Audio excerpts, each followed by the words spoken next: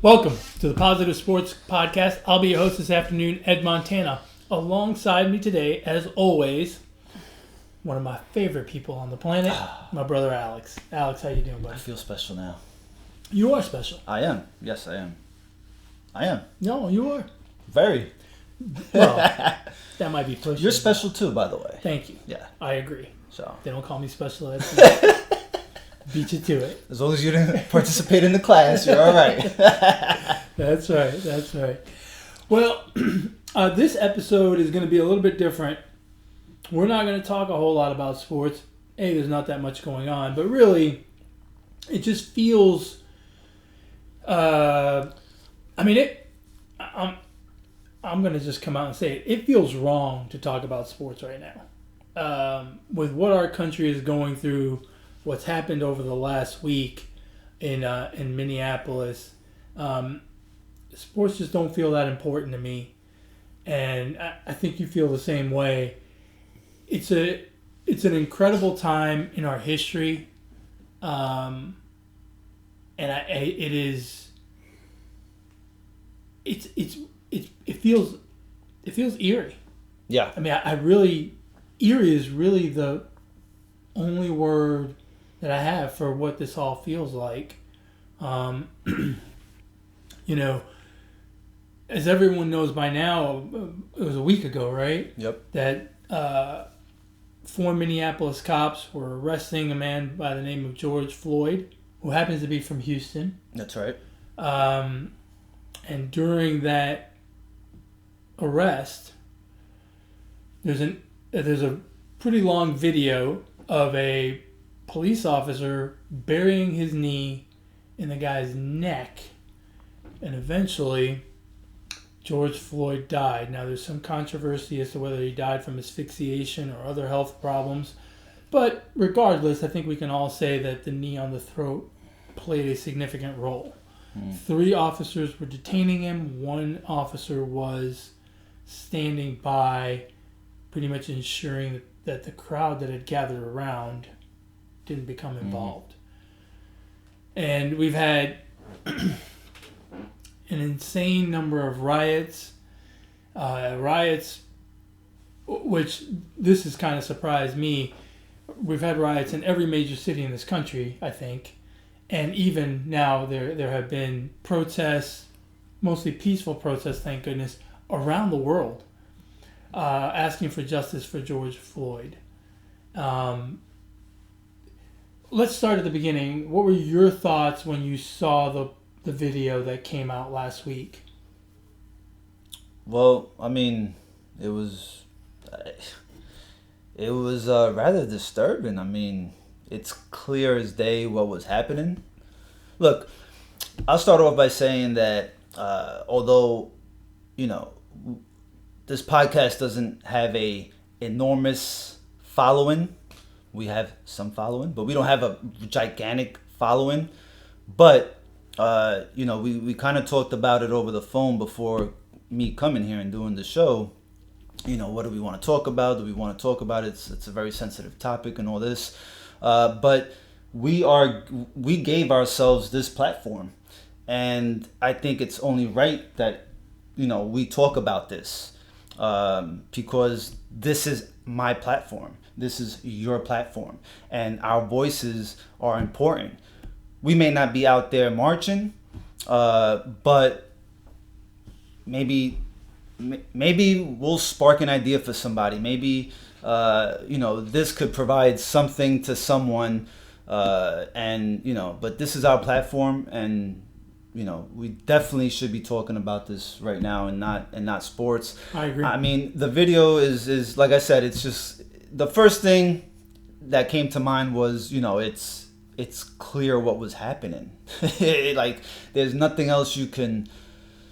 He's killing him. He's just laying on top of him, and he's killing him. So, this obviously is just been going on for too long, man. Like, I don't even want to talk about the video. I just want to really express how I feel. It's very disturbing for me, actually. I don't like what's going on, but I almost dare to say that it is necessary what's going on.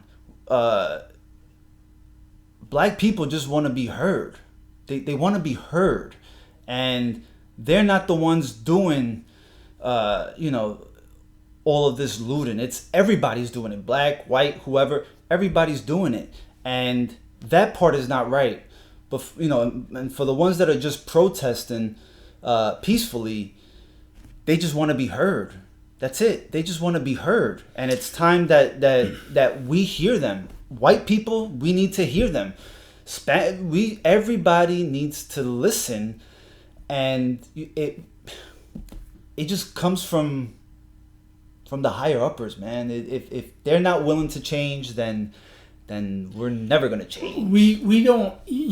I think what we need to do, or what needs to happen, is there needs to be an overhaul of the way our police system works. I understand. No, I take it back. Just like I don't understand the plight of a black person in this country, I don't understand the plight of a cop on a regular shift. It's an incredibly difficult job. It's incredibly stressful. But those officers need better training. There needs to be better training. There needs to be better screening as to who's becoming a cop. And there needs to be an overhaul of the entire system of our police force. You cannot have people with checkered past continuing to run the streets and have the authority that police officers have. You just can't do it. This gentleman, the one who has his knee on George Floyd's neck, he's had several complaints of his use of force.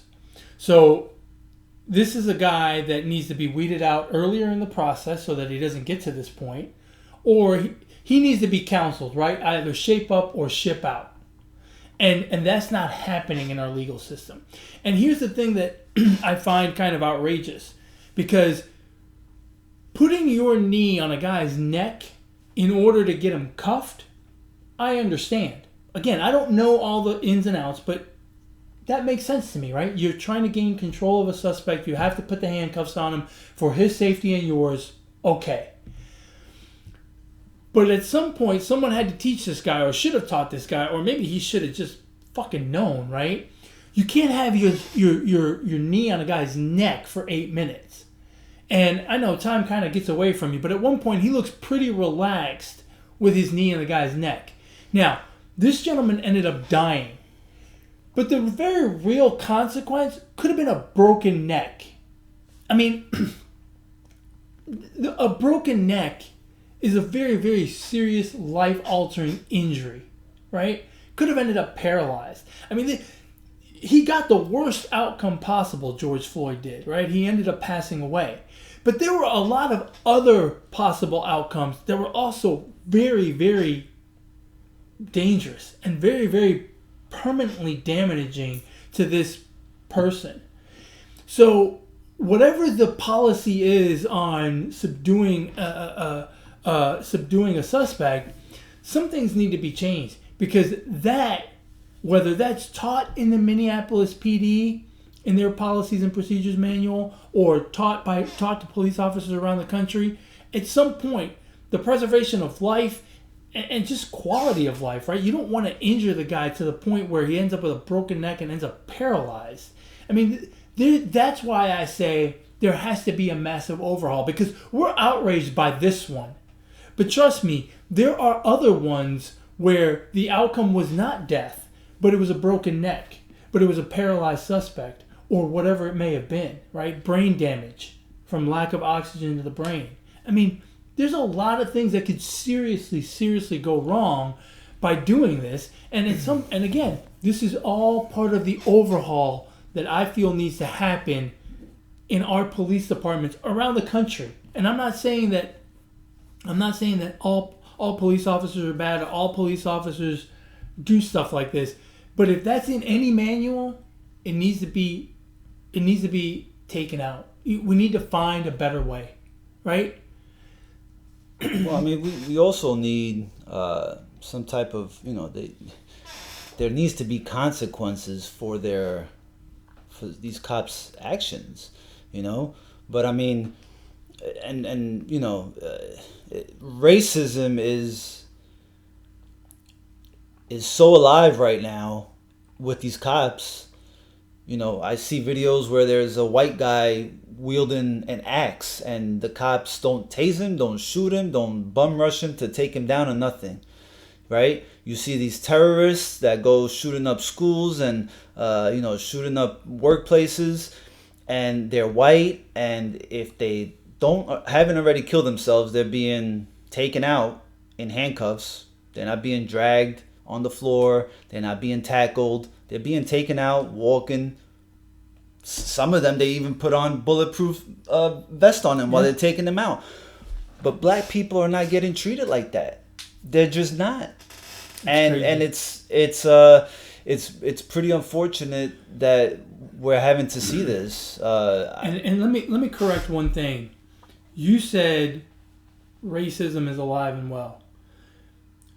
I'm tired of hearing that we need to stamp out racism. We don't need to stamp out racism. We need to stamp out racist.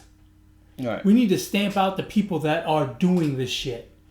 I am tired of being anti-racism. It's time to be anti-racist. I am against people that practice racism. Right. I'm against it. And I don't want those people in any kind of position of power. I don't want them in the police force. I don't want them in our government. I don't want them anywhere. I want them to live in the boonies by themselves. If you can't be part of a loving, growing community, then go out and live in the sticks by yourself. You want to be a racist? Go right ahead. Go park yourself in some wooded area by yourself and get Amazon to deliver your groceries and just don't come out. Just stay out there. But it all starts at the top, man. It's no different than you and your wife and how you raise your kids, right? They're not going to know what's right, what's wrong. It's got to come from you, from the parents, right? You guys got to teach your kids from when they're little, right? Yeah. So this is no different. It starts at the top. It starts with the president, and then you work. This all has a domino effect. But it's everyone's responsibility. Right, but if we don't have the guy who is in charge of a whole country, 50 states, telling us what is right and what is wrong, we're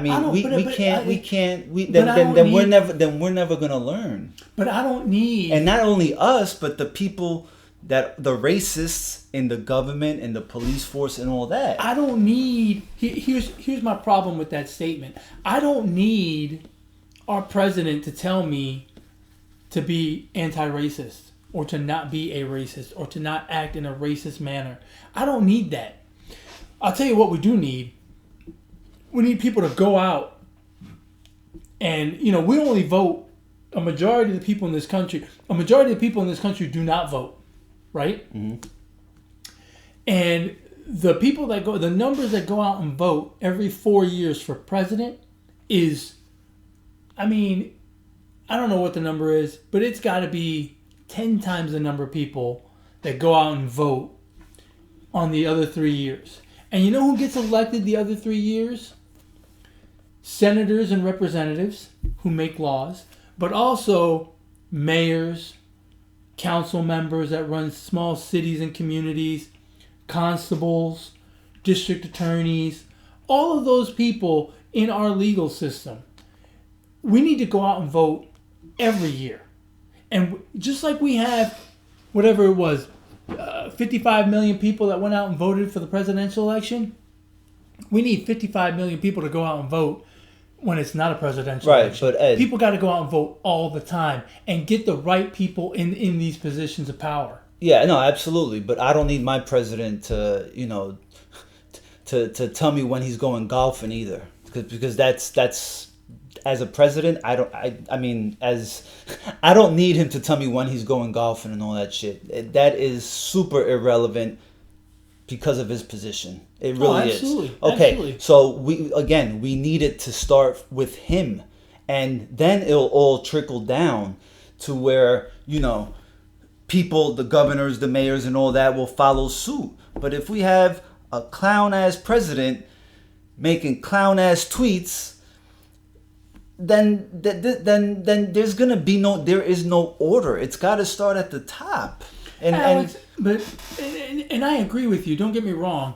I don't want this to sound like I don't agree with you. I agree. Everyone has a level of responsibility. His may very well be the greatest. But don't you think part of the problem in Minneapolis was the fact that it took 4 days to get that guy behind bars? Sure. Yeah. Okay, you know who was responsible for that? The DA. You know how that DA got his job? Through an election in November. And it wasn't in November of 2016, and it wasn't in November of 2012 or 2008, right, when we voted for president. It was some other year. That guy got his job that way. So yeah, we have a responsibility to go out and vote every fucking year. Yeah, and no, you know I what? understand that, but This happened in April. It happened in May of an election year. I wonder if we'll see a bump in November at the polls compared to 4 years ago. I bet you we don't. And that's a sad commentary. That's what I'm saying. This is my platform, right?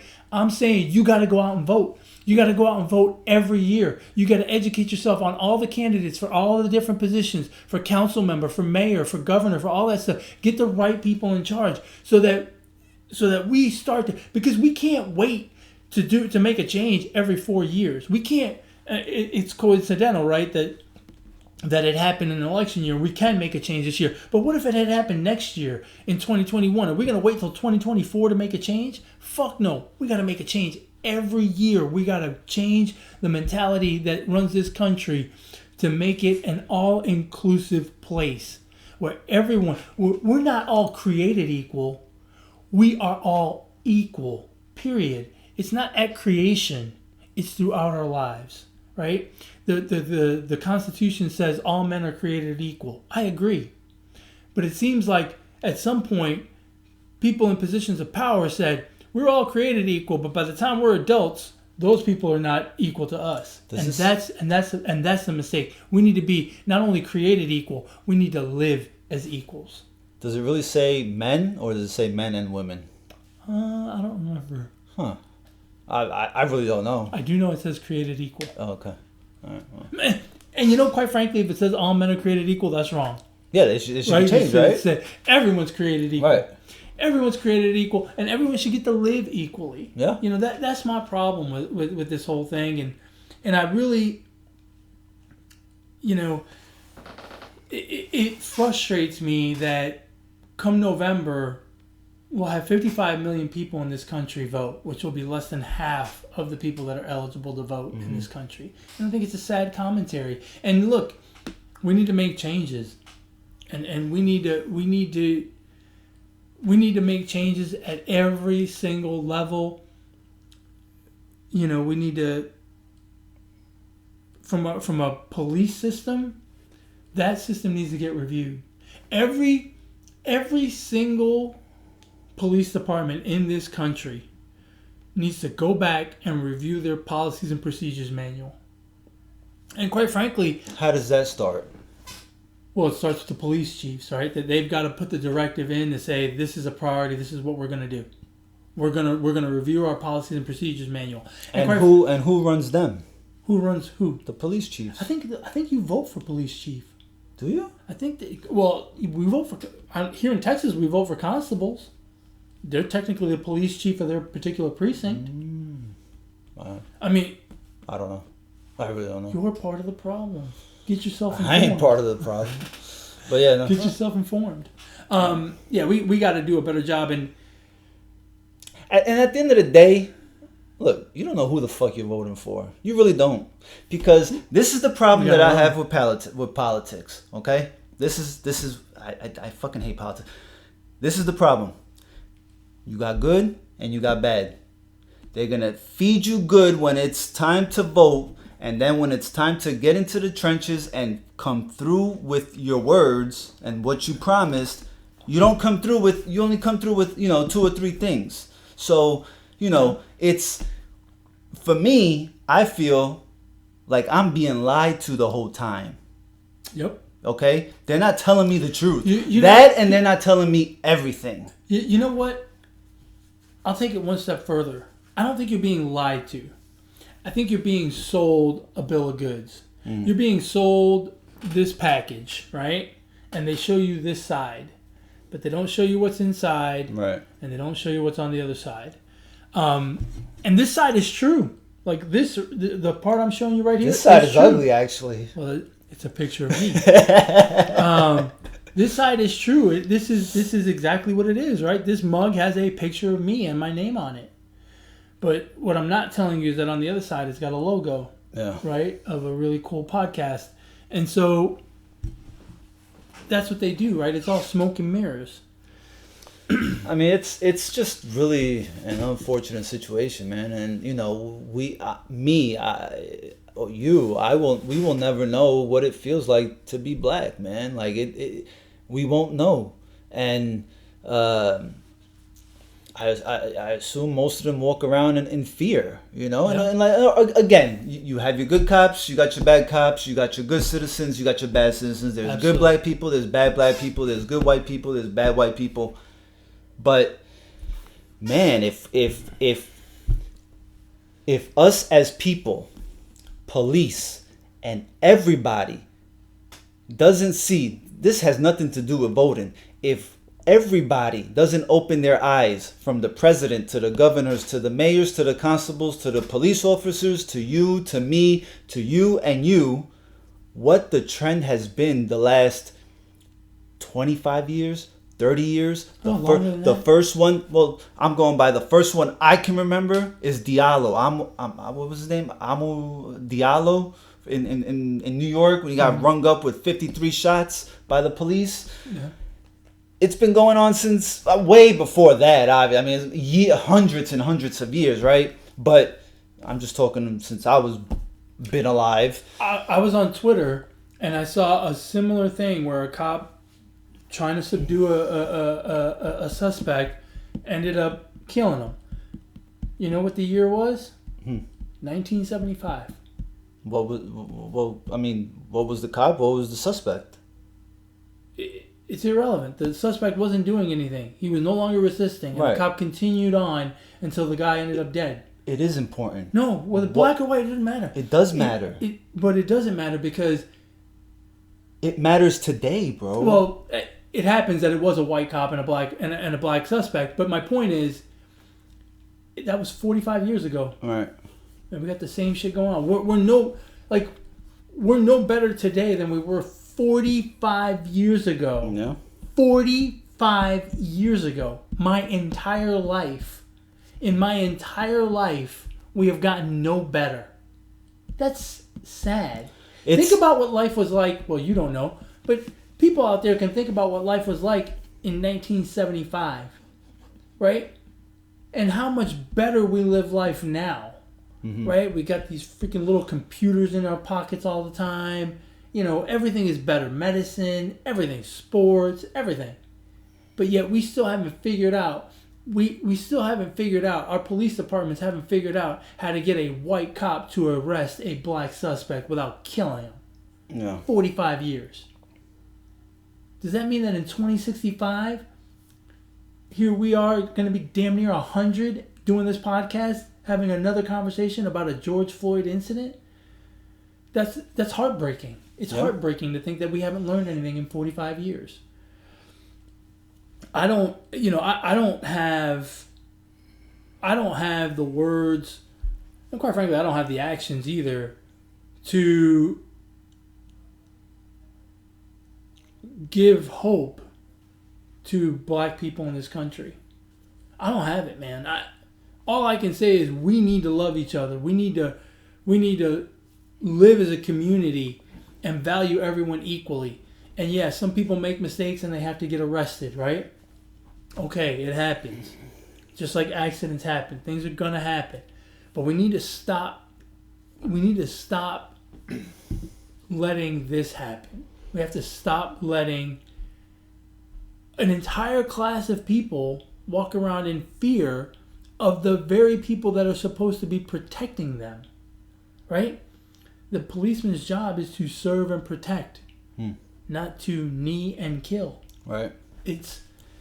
And yet we have you know, what do black Americans make up? 12% of our population, 15%, something like that. We have, think about that. We have 15% of our country is afraid of the people that are there to help us, that are there to serve and protect us. That's outrageous. Yeah. To have one person afraid is too much, but to have 15%, that's obscene. I think what would be a good idea, and obviously this would have to start from the state police departments, I guess. I think what would be a good idea, and they have to initiate this, okay? Because, you know, black people are tired. They're fed up. I mean, plain and simple, right? Yeah. The bully keeps bullying you for years and years. At some point, you're going to get up and say, no, you know what? I'm going to put my foot down. But this plan of action would have to come from the state police. They need to reach out to activists and, citizens, community leaders. Yeah, community leaders, and and citizens, right? Black citizens, actually of all color, and have a dialogue. Exactly, have an intervention. Talk about it. Just talk about it. Sit and talk about it, and it's got to be all different races in there. But they need to hear the side of the black person, and they need to hear the side of the white person that is walking alongside the black people. Yeah. And then after that, then you what do you want from us, and what do you want from us, and then it just needs to be talked out, because like that, feelings will be expressed and you'll take them a different way. See, right now, feelings are being expressed, but they're violent, right? It's just shouting at this point, right? Because it's filled with anger. Exactly, and not everybody. I've seen a lot of videos, right, of people, bring black people bringing cops in Pittsburgh water. Right, but the majority is yelling and cursing, and there just needs to be a dialogue and just talk it out, because again, these guys, these black people just want a voice. They just want to be heard. But right now, this is the only way they could be heard. Yeah, I mean, what the fuck? And the part that's really unfortunate about these rallies is the looting and the destruction of businesses and things like that. That to me, that to me diminishes the voice of what we're trying to accomplish. If we're trying to get to a point of peace, if we're trying to get to a point of respect for people's lives, then you can't have a subset going out there and looting, right? And I'm sure it's made worse by our incredibly high unemployment numbers right now, right? There's a lot of people that are struggling, and I understand that. But the looting and whatnot, that doesn't help. That doesn't help the situation. I feel really bad for those cities that have to experience that, because, look, people think it's they're just going to break in and steal some shit. There's a lot of violence that goes on as well. There's a lot of people out there getting hurt, right? Oh, yeah. And that's unfortunate. And sometimes it's the peaceful protesters that are getting hurt. You know what? That would be a good way to weed out the looters, right? You take these, you get these protests. Like if tonight, right, you have a group of protesters in wherever, in New York, and the chief police says, who wants to talk? Come with us, right? Come with us and we'll talk, have an honest dialogue. And let's say a bunch of people, go with the police department. Impromptu town hall. I mean, you could weed out the looters right there. It would be so easy to weed them out, right? Because whoever's not there to do their due diligence of protesting, non-violent protesting, right? They're not gonna go. Yeah, they're gonna stay behind. They're gonna stay behind, right? They don't want to party. Well, you fucking get rid of those people like that. I mean, I don't know. It just something needs to happen, but it needs to come from the people in charge. I think it needs to come from everyone. I think everyone. Well, yeah, everyone has to do their part. I think we, look, we're a couple of Hispanic guys. We live out in the suburbs. We live a pretty nice life. We need to be as outraged as black people in the inner city that are going through this trauma with policemen. Everybody needs to do their part. Everybody needs to stand up and say, this is what we need from our police departments. But the peaceful protesters are doing that. So now they have nothing else left to do. So now the people in charge need to step up. And I'm tired, and quite frankly, I'm tired of seeing a police chief talking to the community. I need everybody talking to the community, right? There's a hierarchy in the police department. It's not just the police chief. There's lieutenants and sergeants and all that other stuff, and all of those people need to be out there talking to the community and trying to figure out how we can all live together peacefully. I just don't know how much more clear it needs to be that we need to reform relationships between police and communities now, today. You know what immediately. You know what else I think would help? And I'm not advocating for these people to be forced to do anything. Okay, they have their rights. If they don't want to, they don't have to. Mm-hmm. But it would be nice, and I think it would help these protests go a little more smoother. Their voice, their platform would help immensely. Again, I'm not saying they should be forced to. They can do whatever they want to do, protest however they want to protest. But athletes, celebrities, movie stars, TV stars, if you're in a different bracket and you have a platform, Twitter, Facebook, Instagram, and I look at your bio and you have 1 million plus followers, 10 million followers, 20 million followers, 30 million followers, 40 million followers, I think it would be beneficial for everybody, the people protesting, the police, to see you support. If you can wear a I Can't Breathe t-shirt at a shoot around before the at warm-ups during an NBA game, if you can use your Instagram, Twitter, social media to post to write something about social injustice, seeing you out there will help so much. I mean, and I would dare to say that it would make it a peaceful protest, and just your presence alone. You don't have to march every night till like 3 a.m, but rotate, whatever, I don't care. But go out there and speak up, because when I hear an athlete say, I'm more than just an athlete, right now is the time to show us. And everybody, show your people, show everybody that you're more than just an athlete, and voice your opinion.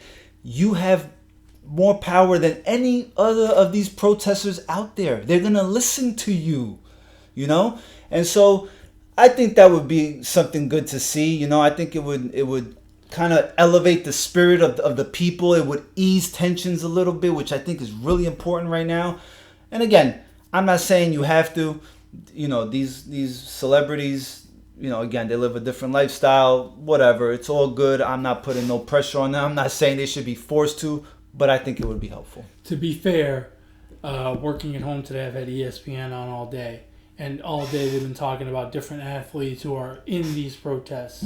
I think Jaylen Brown in Boston, yes. The kid from Ohio State that got arrested, Enes Kanter, a couple of Pacers, Udonis Haslem.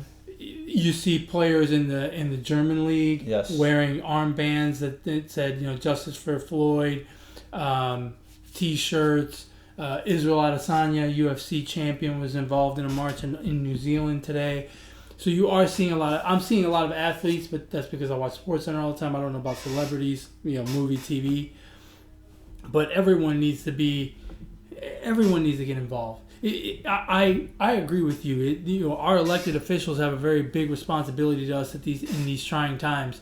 But I really do feel like it is a responsibility of the people to push for this as much as possible. And we need to come together as a country. We need to come together as a people. No matter what your race, color, or creed is, we need to come together and find a way to live in this great country of ours together peacefully. And I, for one, am anti-racist.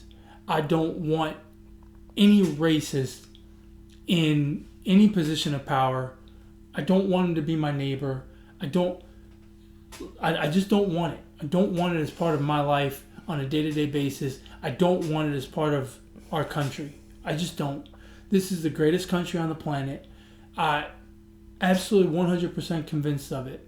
And we have no more room. We have no more room in this country for racists. And we have no more room in this country for racist activity. And we have no more room in this country for racist ideology. Go away. It's just that simple. Yeah. Yeah. Just that simple. All right. You got anything else? Nah, I don't. This has been a tough week. Watching it all in the news every day has been very difficult. It has, man. My Twitter feed has been nothing but, everything that's going on, and rightfully so, and I'm like, it just felt weird because usually my Twitter feed is all about sports, and there, I haven't tweeted that much, and it just feels, it's just not right what's happening. So not the protests. I'm fine with the protests. It's just social injustice. Social injustice is not right. I agree. It's been just going on for too fucking long, and I'm glad to see some, but we need to see more white people voice themselves. I've seen white people step in front of black people that are kneeling, and step up and in between white people be the barricade between the cops and the black person. We need to see more of that. If you're out there, then I'm going to assume you're out there for a good cause. Then we all need to speak up. Yeah. Because I'll tell you what, there's a lot of cops out there, but there's a far more people. And if we all get together and, and I'm saying this like I'm out there. I'm not out there, I wish I had the courage. I don't have the courage to go out there and march. I don't know. I think about a lot of things. Like, I think about my wife. And I think about my 3 kids, and knowing the way I am, I don't know if I would, I don't know what would happen, and that scares me. So I think about, well, what if I go out there and I don't come back home? Now my kids don't have a father, and my wife doesn't have a husband. So I'm over here saying all this, but I'm not participating, and I don't have the courage to. I really wish I did. I don't know. Maybe I'll find the courage to and go. But it's just there's ways to affect change. There's many ways to affect change. And that's why I say this is our platform. We've given ourselves this platform, and it's only right that we express our opinions today and just say how we feel and what we think. And I hope that everybody who has a platform uses it. Right. Spread positivity. And, let's focus on the good things and what. Let's become a better people. Yeah, better people. Let's become a better people. I need better people in my life, so. I agree completely. Well, that's it for today. This was not an easy one to do. But as always, we appreciate you guys listening to us or watching us on YouTube, catching us on Podbean, Google Play, whatever platform you choose to to Consume podcast. If you want to share your thoughts with us about anything really sports related or even about George Floyd, please feel free to email the show, positivesports10@gmail.com, positivesports10@gmail.com. If you want to get a hold of my brother Alex, you can reach him on Twitter at BrooklynGaucho1. If you want to get a hold of me on Twitter, you can do so on Twitter as well. Did I say that twice? Yes. At eMontana21 on Twitter as well. As well. As well as on Twitter. As well as Twitter. Sorry. Gotta have a little levity, right? With that, can't wait to see you guys again next week. As always, folks, ignore the negativity. Be the positivity. One love. Peace.